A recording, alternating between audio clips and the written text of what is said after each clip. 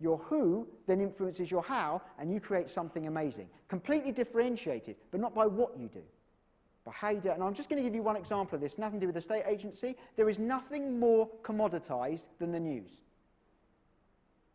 What happened, happened. I don't know if anybody noticed, Trump won the election.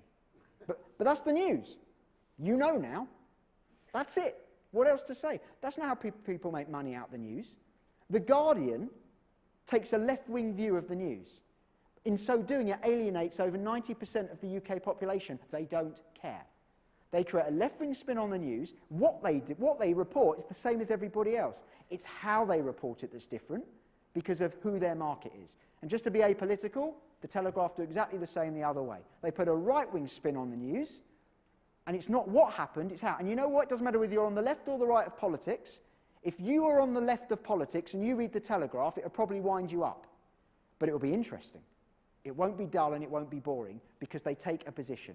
In the media, you have to take a position, and whether you like it or not, you own media channels now.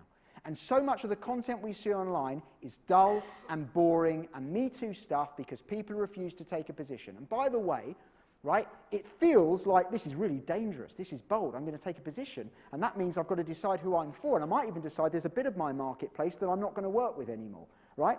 But you're not going to do it anyway, because unless you've got 100% of the market share in your area, which I'm going to guess you don't, right? Unless you've got 100% market share, you're already not working with a percentage of the market. If you've got 30% market share in your area, which would be massive, but if you have, there's still 70% of the market you're not working with.